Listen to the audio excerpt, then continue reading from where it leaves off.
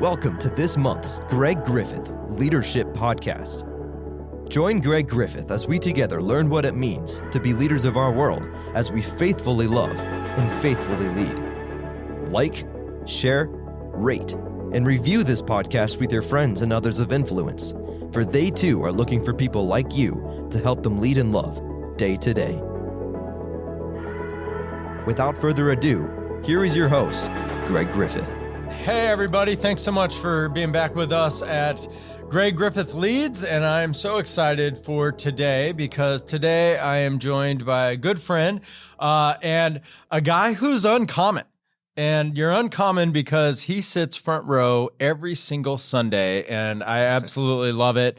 There's a lot of jokes about Lutherans that they were always in the back row, and my buddy Nate here, Nate Suck is his name, and he is from Nebraska, been at King of Kings for 2 years, and he is leading from the front, but he's also leading in life. And so welcome, Nate. So glad you're here, man. Hey, thanks. It's been 2 years. We've been wanting to do this. We've been talking about it. I know. A little bit. I know. So it's been nice. I appreciate it. Really good. Really good. So, Nate, what is the most exciting thing you've done this summer? Oh, most exciting thing? Probably the trips I've been on.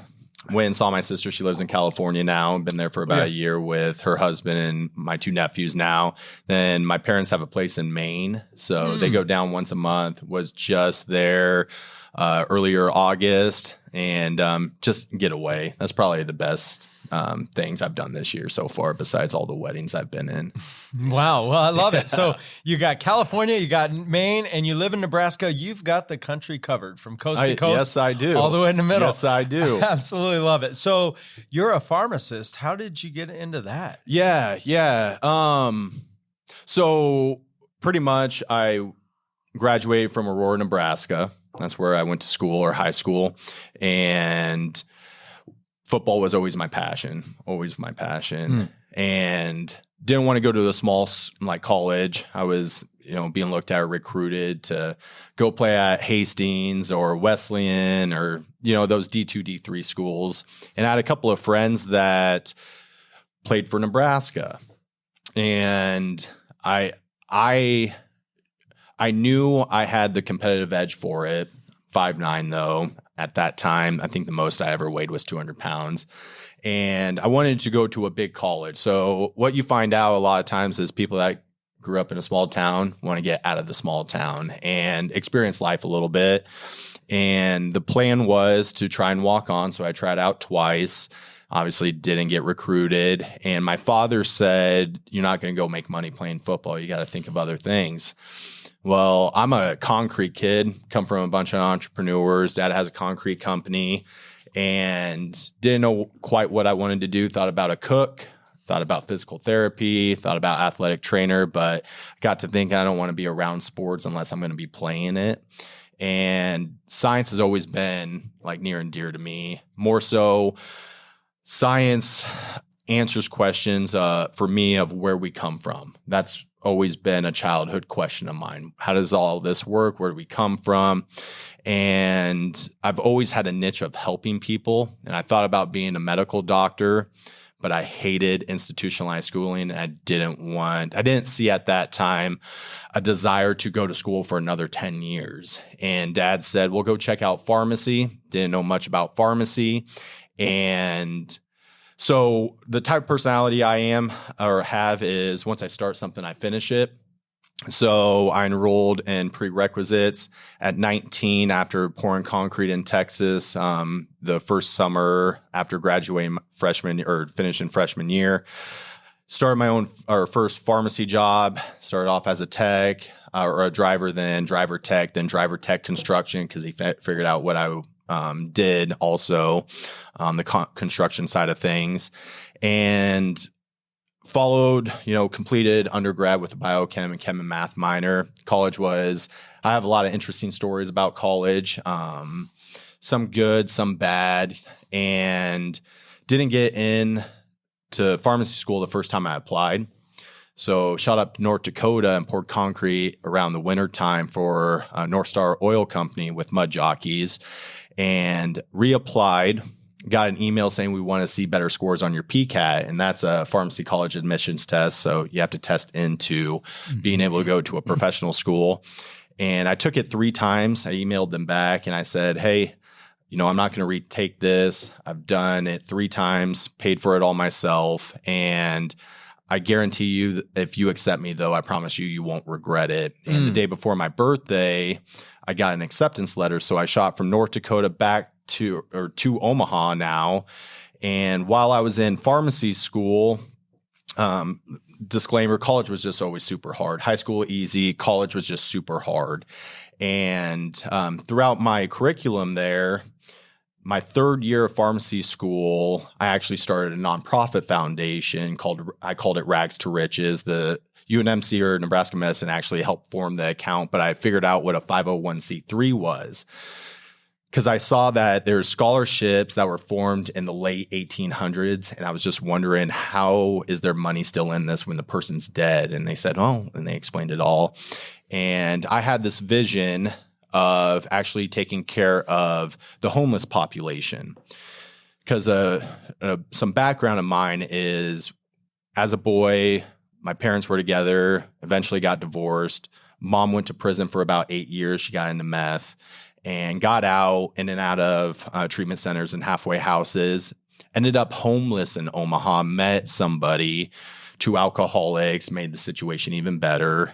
But she passed away when I was 20. And in medical school and pharmacy school, they really push, take care of those that can't take care of themselves. They talk about, going above and beyond for people. And money makes the world go round. And I know these institutions have a lot of money. And I'm looking around and I'm seeing all the problems in Omaha that's currently that people are currently facing. And I never see any programs really out of the institutions that are pushing the agenda to help people, right? Formulating some sort of system to help the need. There's a lot of people that don't put the priority to take care of themselves. And my mom was one of them, right? And she was homeless. She was at Sienna Francis House. And I just thought, okay, where medicine is going, not a lot of people know where it's going. Pharmacists, particularly the profession, are always striving to do more for the public. And I thought about, something easy is vaccinations, just simple vaccinations, flu shots, pneumonia shots, those sort of things. And I thought it would be cool for the pharmacy students to actually go to the homeless shelters and just offer this stuff for free. And so I went around to businesses, raised a bunch of money, threw it in a 501c3. I'm pretty sure it's still going. I kind of stepped away after I graduated, but that's what I did to prove to myself I can be innovative and actually accomplish things for the good of people. That's what I accomplished in my 3rd year. And then in my last year, my journey is you do your clinical. So I went all spectrums. I went from associations, hospital, research, and then the traditional routes that you have to complete. And there's a clinic. I used to live in Exarban, and there's a clinic that was built. And I did a rotation there, and this guy shows up with a long beard, orange beard, Harley Davidson shirt on. And I'm not a cookie cutter person, more so how I grew up, I think. And introduced himself. How'd you hear about this? Well, I like to have fun, and I'm a smart aleck a little bit. And I said, well, I actually watched this place get built. And he laughed and said, I did too. My response was a couple of people from New Zealand that I thought wanted to create this one-stop shop. I'm a naive provider. I have no idea what I'm doing, nor I understand the system. But he laughed and said, it's a couple of people from Ireland, and he had an Irish accent. Come to find out, he's a pharmacist from Ireland who started a doctor's clinic. And since I'm an entrepreneur, a light bulb went off and it told me I don't have to follow the traditional route because that's not what I wanted to do, especially being in it for almost a decade. I didn't want to do the traditional route. And I befriended him. He ended up becoming a good mentor, and he started telling me about resources to investigate, to learn more of the business side and the system side of healthcare. And I graduated in 2019 from pharmacy school, 2020, I formed my first company. I've never formed an LLC before, but I taught myself how to do that. And then I spent a whole year going around to doctors' offices pitching what's called a collaborative practice idea. So what I do, particularly as a pharmacist, they have a term called ambulatory care, which is duties similar to a primary care provider in managing patients. But I wanted to do it independently and not within an institution. And so my grandpa ended up becoming my first patient in 2020. He's passed away now. It's my dad's dad. But background of him is he had a stroke way before I was born. So he couldn't use his right arm, couldn't talk, had a bum leg. Grandma died 7 years prior to that. Dad has multiple things he's involved in. Also taking care of his dad, who we weren't going to stick into a nursing home because I wouldn't put anybody in a nursing home if they didn't have a lot of money, and that's the Medicaid population, and he had disability most of his life. And the whole goal for people is they want to stay at home as long as possible for the most part. I'm just going to say in general. And so I started this one service, and it was kind of for free, where I would monitor him and then I would communicate with his doctors on things I'd like to see change. So I was able to prove that we can get him off his diabetes medicines. He didn't need to be on diabetes medicines anymore. We kept that under control. He also had what's called chronic kidney disease. Most people get it when they get older. But his kidney function was actually improving, and his nephrologist was wondering what we were doing. It was nothing new, pretty much being a liaison between medicine and a caregiver and actually advocating for patients and doing something about a circumstance and actually testing the boundaries of standardized care to get away from the polypharmacy world. So taking a lot of medicines, right? Looking at the risks of individuals, the financial aspects of things, and just being somebody that someone can readily access and lean on when it came to healthcare.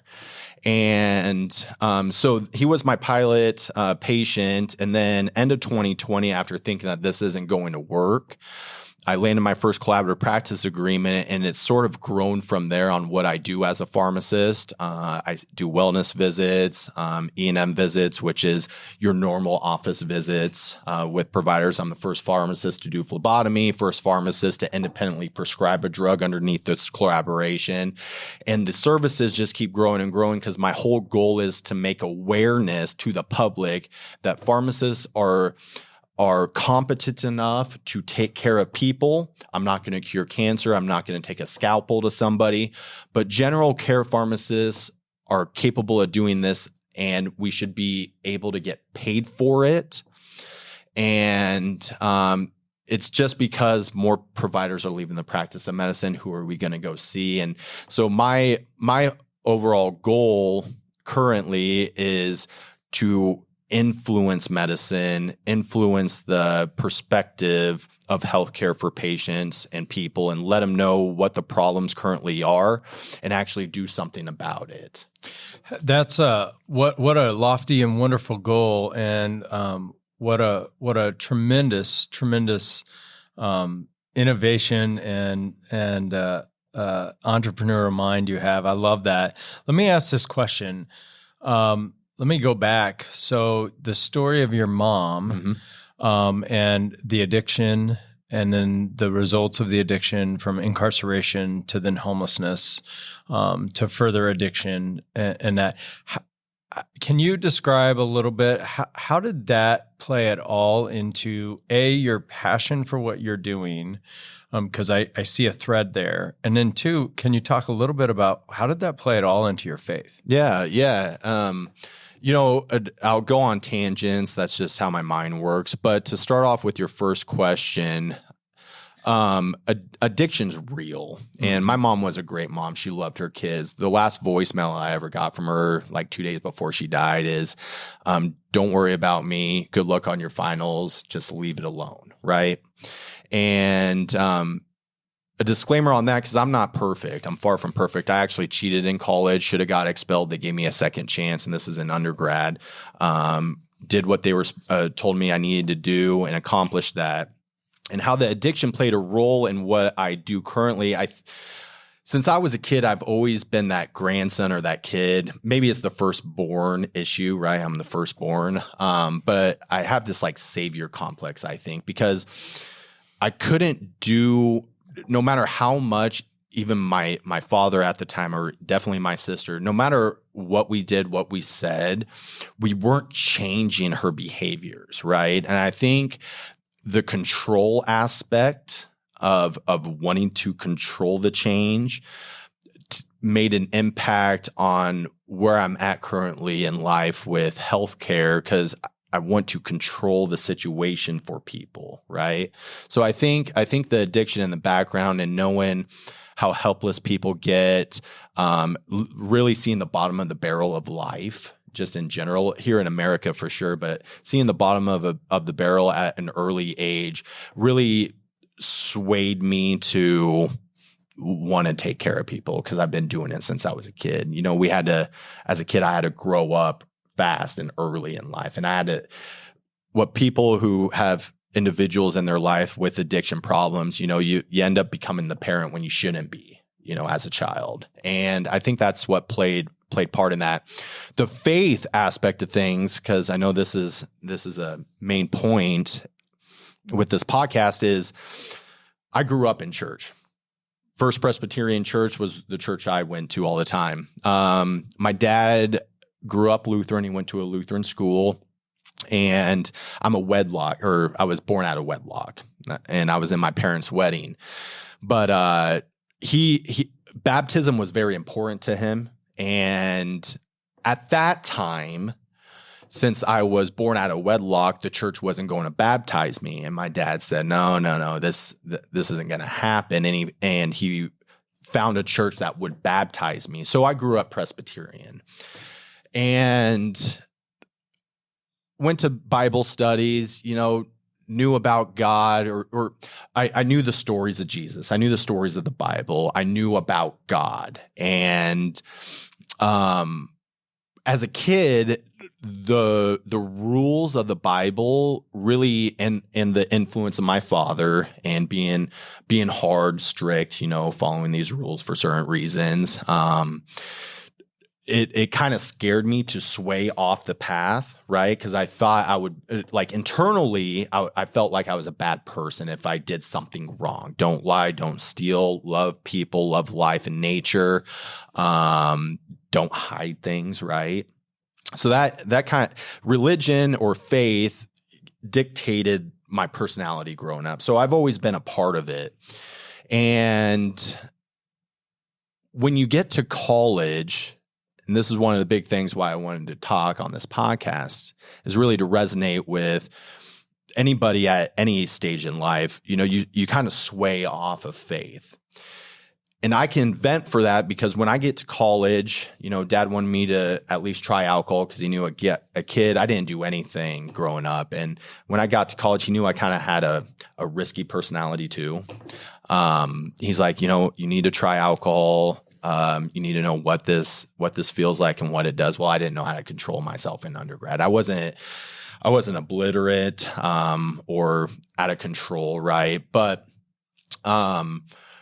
college and being out of a small community and getting into different groups of people in life in college, you kind of reflect back a little bit on your faith and you're like, God, all those bad things that people kind of scared you to not do, it's really not that bad, or these people really aren't that bad. You know, I've had friends that drank all the time and didn't go to college, but they weren't bad people. And growing up, I used to judge really hard on people. I'd stay away from anybody that even had a scent of doing something bad. And then over time, you have empathy for people and realize like these aren't really bad people. They just make stupid choices in life, right? So I kind of swayed away from going to church and, you know, really meditating on God in my early 20s. But I will say going through college and learning science, the question of where we come from was always there.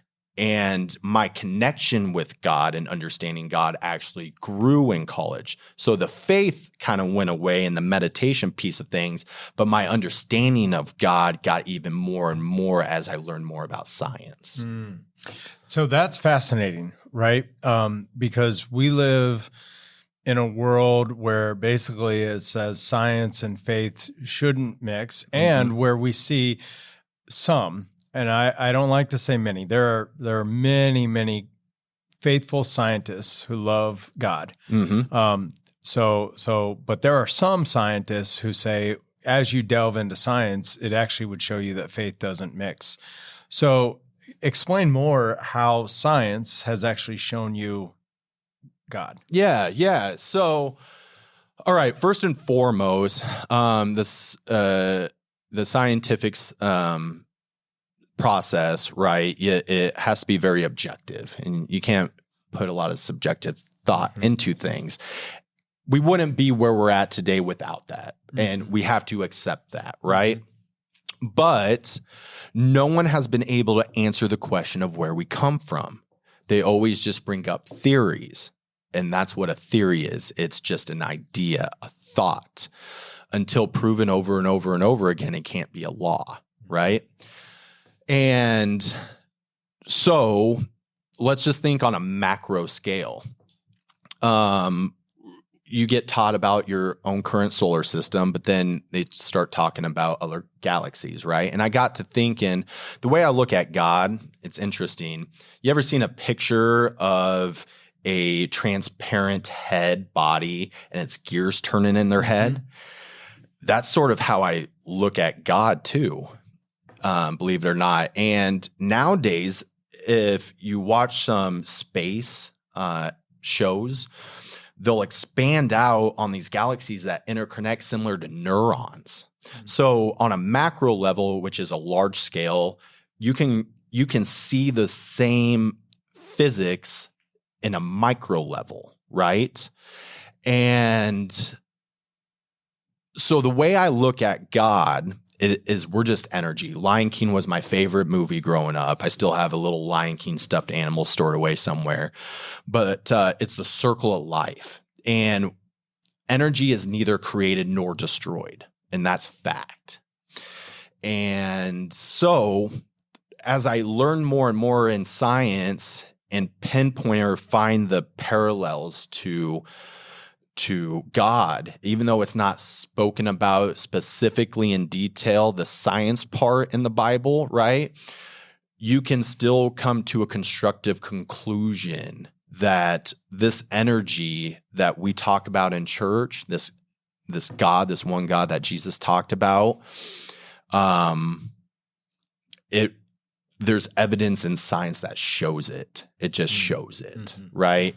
I know plenty of doctors that believe. I know plenty of scientists that believe. But these people that are in the science category, I think they're just like me. They're trying to find the understanding or practice the beliefs of what God says, and that is to help people and be a servant. And that's what healthcare is. Yeah, that's so great. And I think I love that. I think, first of all, it takes more faith to disbelieve, because I think science actually shows us more of the reality of God, the reality of and whether or not you accept that it's the God is the revealed God that we know as Father, Son, Holy Spirit. I think it was George W. Bush that just said, there's clearly evidence of an intelligent designer, that this is not something that's circumstance or that happens. And then two, I love again, how you bring back the purpose of healthcare, which is really at the end of the day, the purpose that God has for us, which is, we can sum up our purpose to love God with our whole heart, soul, and mind, and to love our neighbors as ourselves, which is to serve other people as much as we'd want to be served, which is completely. And to connect that with your passion and your vision. Let me ask you this question as we finish up today. What is the next thing that you see as an entrepreneur or pharmacist, that the next thing that you see through your faith that you are saying, this is where I think we might be going, or where I'm excited about where I'm going? So kind of rephrase that a little bit. Yeah. I guess, what are you asking? So if you think about the next 5 years for you, right? I know as an entrepreneur, I'm sure your mind has already been gearing and thinking about that. Yep. What is that next thing that you're looking at through the lens as a Christian, godly scientist, pharmacist that you're excited about? I'm excited. One, for the opportunity to get my voice out there and to bring awareness.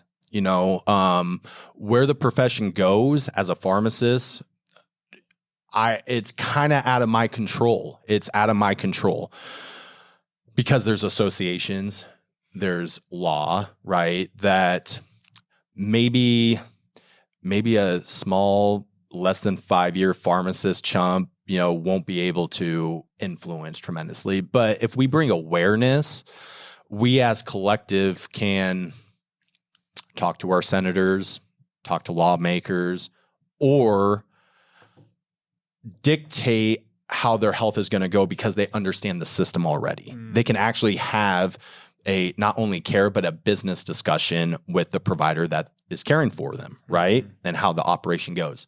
So in the next 5 years, where I see medicine going is downhill unless something has changed. The number one debt for most people is medical cost. That's the number one debt.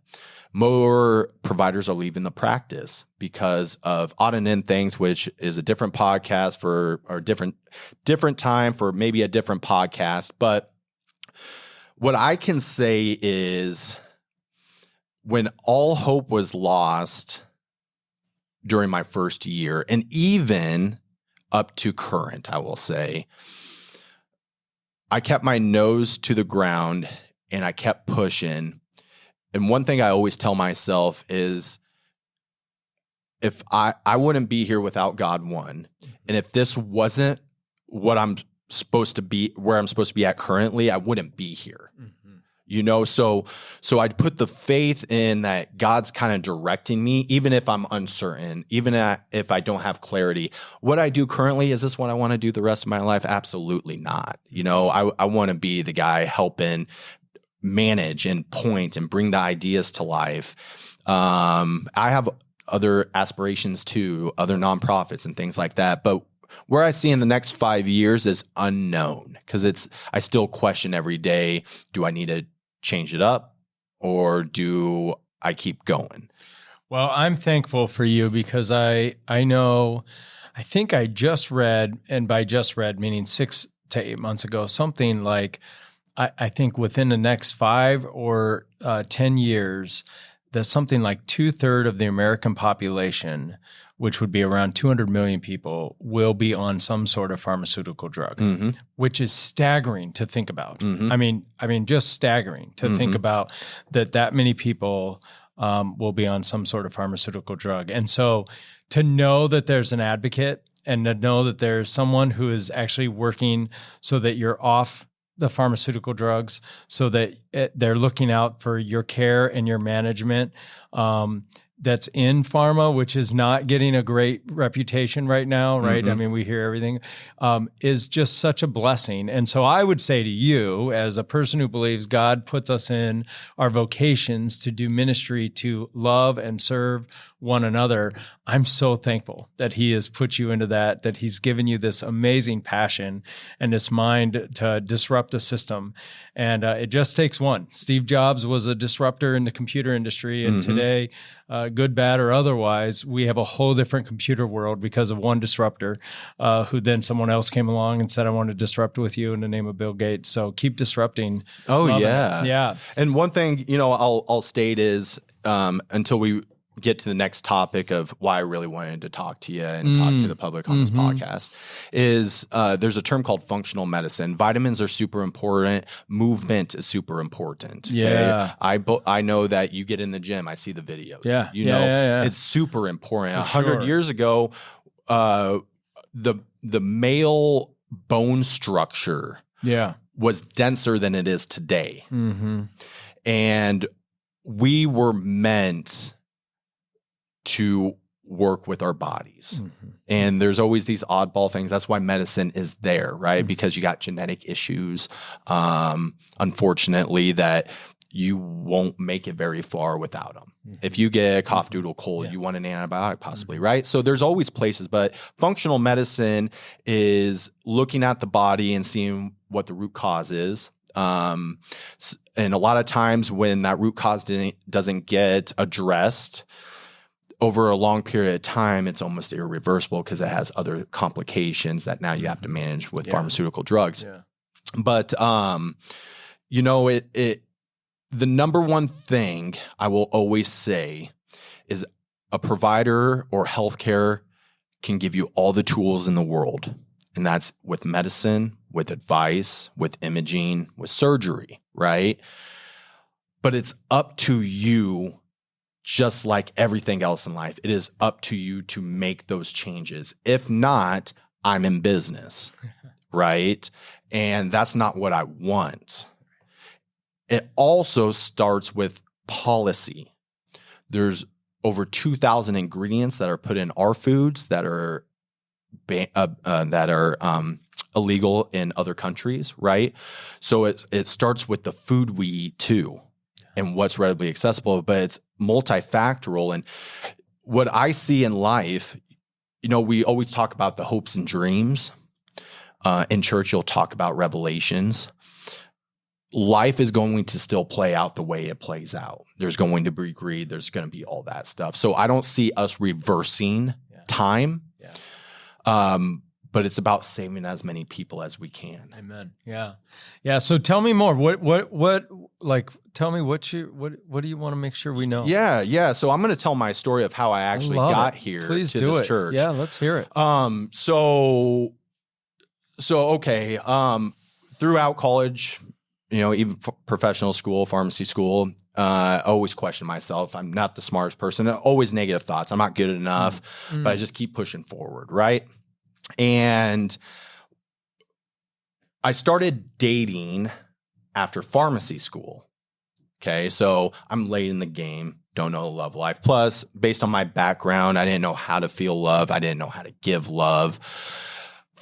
We know as time goes on, your friends start to develop families. You know, many people have placed themselves in my box where you think you're behind the 8 ball. So started dating, also flip homes on the side too. So I was doing that at the time with a buddy, which ended up folding. I have another little real estate company that I flip homes with, but there was a lot of things going on. So I had a lot of financial stress in learning the business side of life with having 2 companies.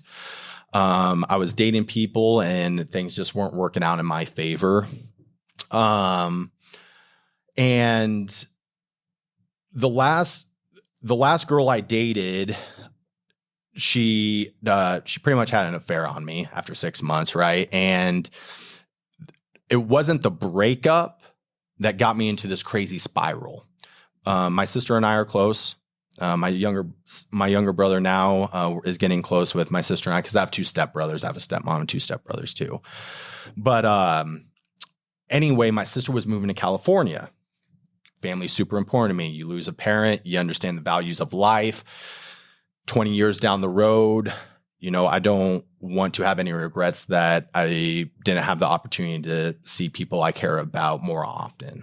And more so it's because in the hospice world, there's 3 things people think about before they die. Was their life meaningful? Any regrets they have? And did they change people's lives? And I've always known that since I was young, once I got into pharmacy. And so I always want to eliminate those as much as possible. So I had the ex-girlfriend situation. I had my business that was putting the housing that was putting me in financial distress. I had the pharmacy gig I was creating that wasn't working out well. That I think I have these goals, right? You're going to reach in 5 years you're going to reach this at that time and you're going to feel fulfilled. Well, I wasn't reaching that. I wasn't feeling fulfilled. While living in Omaha up to 2 years ago, I had roommates that helped pay my mortgage while I was in school, right? And it came to the point where the last roommate who was there with me at day 1, we're 30 years old. It's time for us to separate and go. And where I just was at in life, I started developing clinical depression. I've never experienced that before, ever in my life. People get depressed, people get down on themselves, but when you read it in a textbook and you can understand, but I would never wish that on anybody to experience clinical depression. What I did is I started going to church and going to church every Sunday, and I was listening to sermons all the time too, and working out. I knew what I needed to do for my mental health. Nothing was working. And my prayers were like, get this pit out of my stomach, get me on course of where I'm supposed to go. Cause I'm kind of controlling my life. I have these things, these visions, cause there's a verse in the Bible that, paraphrasing, but imagination's everything. Is the preview of life's coming attractions that God has for you. I think that's what's hit on last week or 2 weeks ago. And so anything that is good in your mind is what God has for you. You just got to put in the work and pursue it. And so those things I had and was pursuing, I started questioning, is this even where what I'm supposed to be doing? I'm unhappy. Things in life just aren't working out. And it got to a point where I had a dream. And throughout my whole life, people can tease me, and that's always been me. I can't trash talk back very well. I can take it. But in my dream, people were kind of teasing me, and I said, well, I just want you to know I've been thinking about killing myself. And I woke up, and from July to November of 2022, I was dealing with this depression, and I told my sister my dream one time. She got concerned. She told my parents. Now I got 3 people concerned about me, which has never really been a thing. Nate's always been the motivator, always been the advice giver. When it comes to siblings, I leaned on Dad more for advice and things like that and keep me accountable. But people were very, very concerned about me. And I do have a gun. I do have my concealed carry and stuff. And I'm pro-life. But I was waking up so tired all the time. And I'm not proud to say this, and it's not my behavior, but it got to a point where I was drinking about 3 or 4 IPAs a night, right? Wasn't making me feel any much better. I was just in this state. And so it got to end of October, and when my roommate was going to move out, that's when I was probably going to do it. And so it was the beginning of November, and I go to Lincoln and I do a vaccine clinic, and I get home late at night because I was working like 14 hours a day for 40 weeks straight almost. It was insane. And I get home, I grab groceries, I get in my truck, and I hit the steering wheel and curse in frustration. I'm so frustrated that this thing isn't out of me. These thoughts of do it, just end it, just you're tired, just get done with it, kept getting louder and louder. And I go home.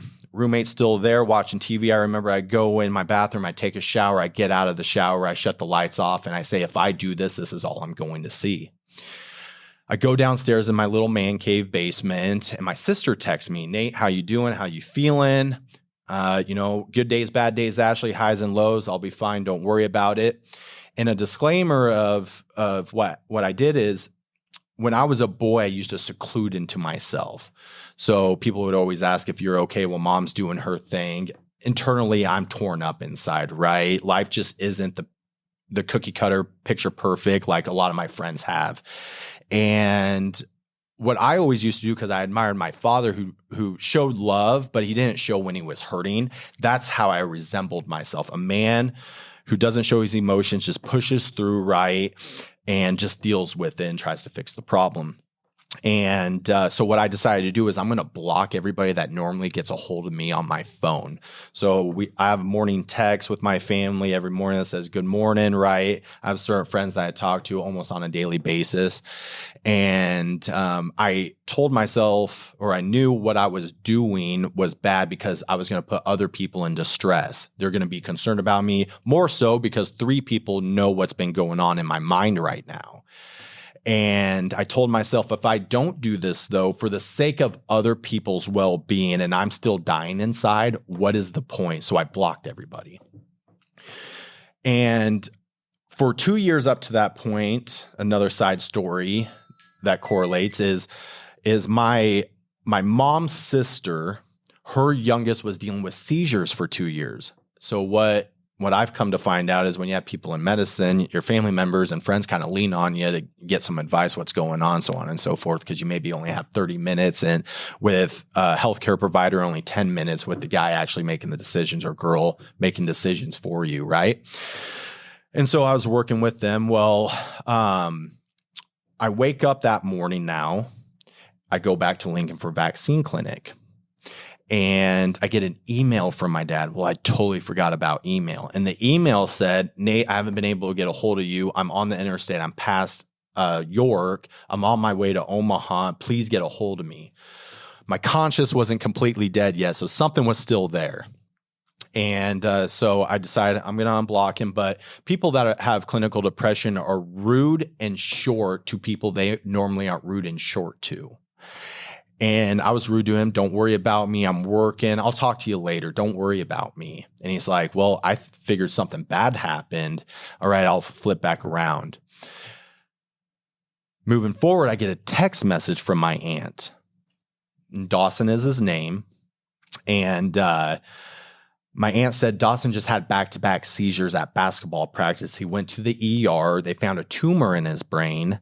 He is now at Children's Hospital. Perfect. We know exactly what was causing the seizures. He was diagnosed with epilepsy, but here's a caveat, and you can do this fun experiment. If you close your eyes and push on your eye, you can see a black dot because your nerves, it can either be chemical or an actual object pushing on that nerves that stimulates it. So he's having seizures because there's this slow growing tumor pushing on his nerves. Still feeling the way I'm feeling, dead tired, super depressed. I tell her, okay, Aunt Tara, I'm doing shots.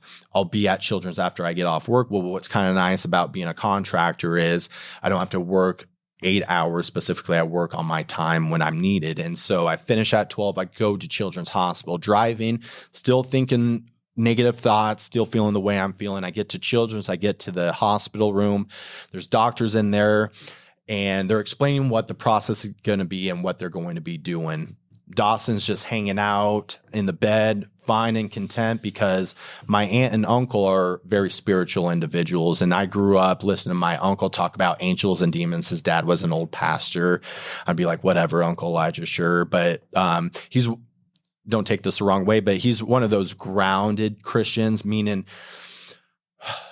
he's still really cool. Has lived, not a risky life, but has lived what a standard culture, U.S. culture life is like, right? So he wasn't a Bible beater and forcing things down people's throats, but I grew up to those stories. And so they're telling my aunt and uncle what they're going to be doing. I'm taking what they're saying and put it in lay terms. They find out who I am, what I do as a job. They show me the scan. I see evidence, half-inch tumor on the left temporal lobe.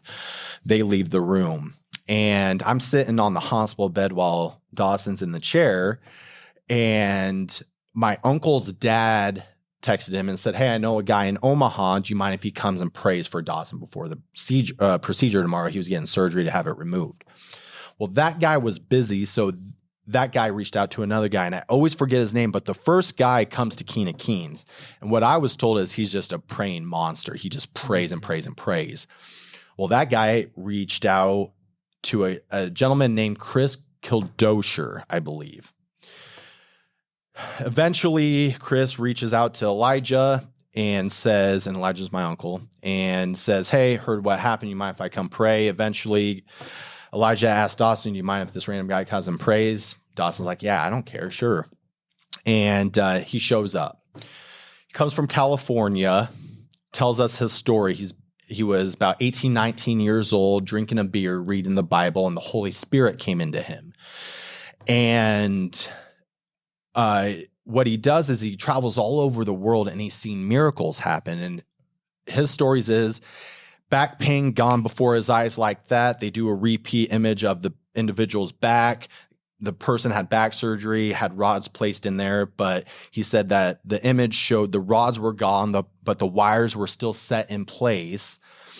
And then another story he said is, I've seen tumors underneath armpits go away before my eyes. I'm sitting on the bed, Greg, and I'm mad. I am so mad because I don't want to hear these type of stories. One, my cousin has a brain tumor, and praying isn't going to help this situation. And on top of that, I've done what I needed to do, and I know God's not transactional. I know it's not transactional, but the Bible and church and everybody encourages individuals to meditate, to pray, to listen to sermons, to reflect, to do all those things. And I was doing that for 6 months and nothing was working. And I believe in God and I believe in Jesus. I believe the stories of Jesus and the teachings. That's why I live the life the way I live it. And nothing worked for me. After he gets done with his stories, because I didn't say anything, I'm not going to ruin the mojo of the room. My suffering is nothing in comparison to Dawson's suffering. He's going through surgery, but I had a lesson learned that suffering is suffering. There's no measurement in comparison. Suffering is still suffering. And people, it's not good for anybody, and however it's presenting itself. And so he stands up. He puts his hand on Dawson. My aunt and uncle to my right put their hands on Dawson. I traditionally bow my head and fold my hands. And he's casting this tumor out. It isn't a normal prayer saying, please give this family courage and strength through this difficult time. No, he's demanding this tumor to go. And he says, God, if this is your will, upon the repeat scan tomorrow, because what happens, and you probably have experienced this, is when you go through surgery, you may get another repeat scan. So the surgeon knows exactly where they're going that day. And he said, upon the repeat scan tomorrow, the tumor is going to be gone. But God, if this is not your will, you're going to guide these surgeons' hands to completely remove the tumor. Dawson has a long life to live and a lot of work to do for you. He then blessed his kidneys. And in my mind, while everybody's praying, I'm like, you can bless any part of his body. He had seizures back to back the night before. It puts a lot of stress on the body. He's on anti-epileptic medicines. That puts stress on the body. Like, you can bless any part and you could be right? And this is the point of the podcast. He then turns to me and puts his hand on me, and I'm still folding my hands and closing my eyes. And he says, I'm not only here for Dawson, I'm here for this man. And he says, this man has been dealing with voices in his head for a very, very long time. Voices of abandonment, worthlessness, and not being good enough. I command those voices to go.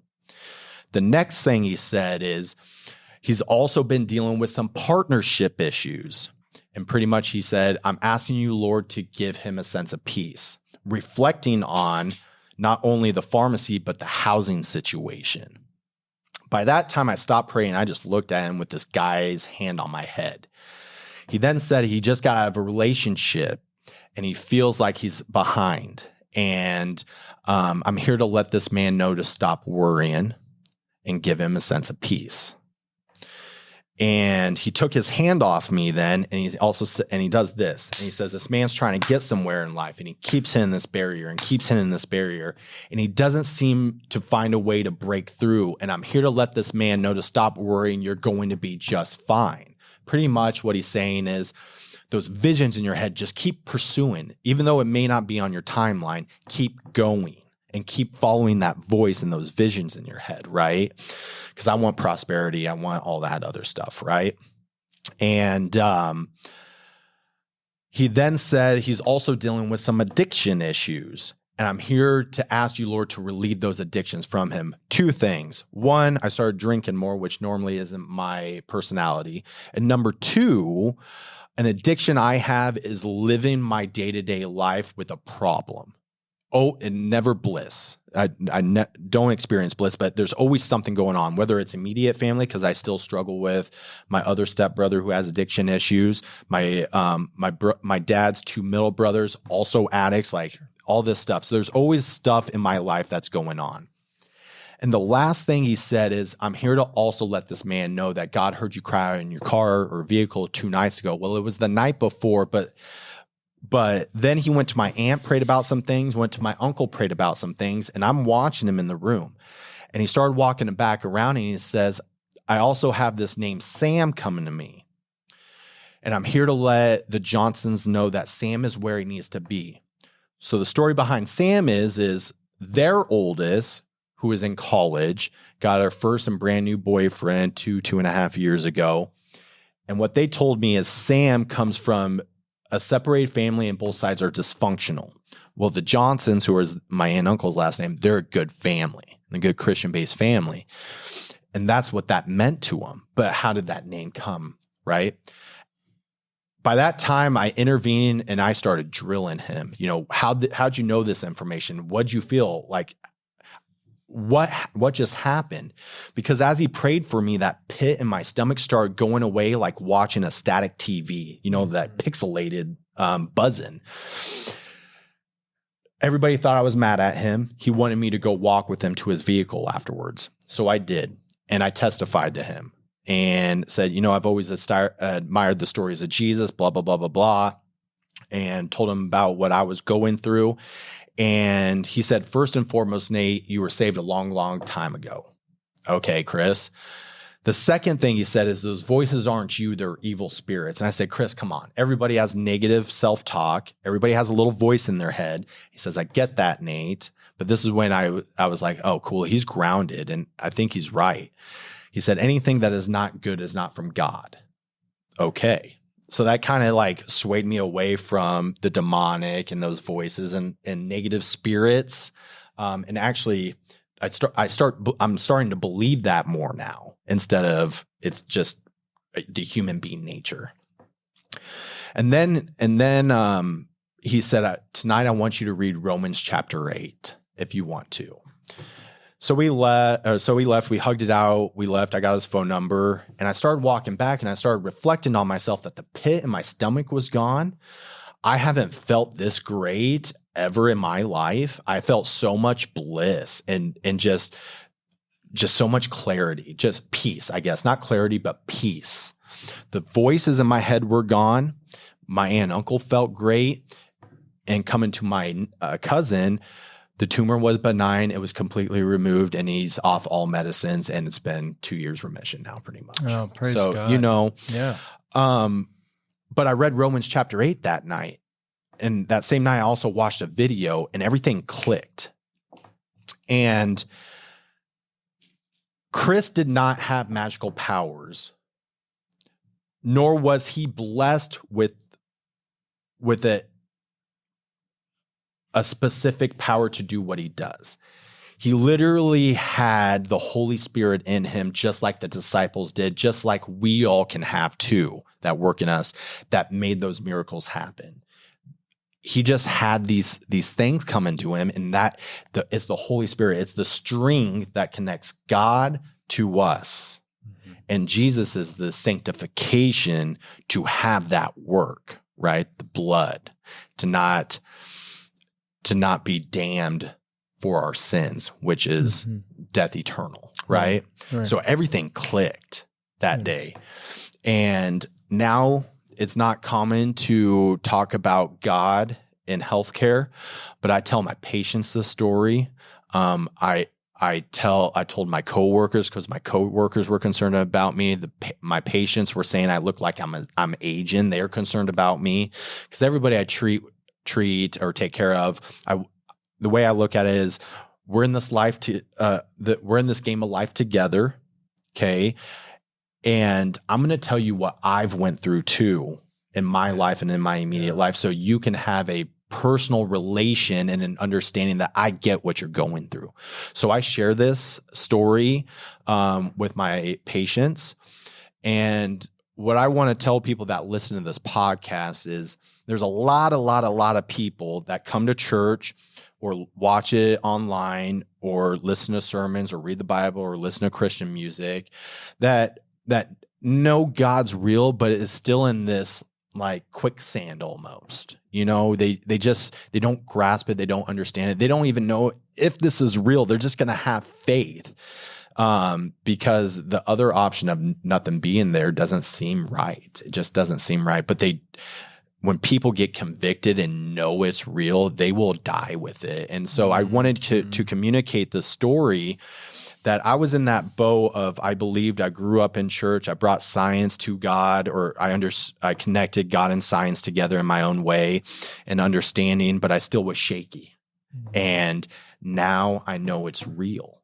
This stuff is real. Yeah, thank you so much. I think there's amazing power, and I think it's really important for people to understand that our testimony and our story, no one can debate that. No one can take that away. And, even sometimes when we think that prayer doesn't work, there's nothing it can do. The reality is prayer does work. And it's not a last resort. It's always a first response. And it's what we do first. And I love this because every single person, you're absolutely right. Every single person has the ability to pray for one another, has the ability to cast out demons, has the ability to see where people's greatest needs are and do that. And so you're a reminder and a testimony that not only is our vocation to help people, but our vocation is also where we get to give a great witness and we get to share that great love. And so this has been a rich, amazing conversation, and I've really enjoyed this. And I know whoever's watching this today has as well. Do you have any closing? We're running out of time. So any quick closing thoughts? Everybody's busy, but I just appreciate the opportunity. It feels good to get the voice out. Yeah. I hope other people step up too and maybe get the opportunity to talk about how they got closer to God, and just understand that life is still going to play its course. Yeah. And don't think that any bad thing should be corrected because if God doesn't fix it, he's not waiting, or he doesn't care about you. Yeah. Right. Just know that the end goal is to finish the race. And we don't know that time until we're there. Yeah. So if you're listening today, thank you for listening. Rate, like, and share this podcast. And also want to invite and remind you, you have power. You have great power in your story and your testimony, and you have a story. If you're sitting here saying, I don't have one, you do. Just look and see where God is. Nate, once again, thanks so much for joining. Absolutely. Thank you. Let's all keep faithfully living and faithfully leading as we faithfully love. Have a great day, everybody. Good day, guys. Thank you for being a part of this month's Greg Griffith Leadership Podcast. Join Greg next month for leadership insights to faithfully love and faithfully lead. Now go be terrific today.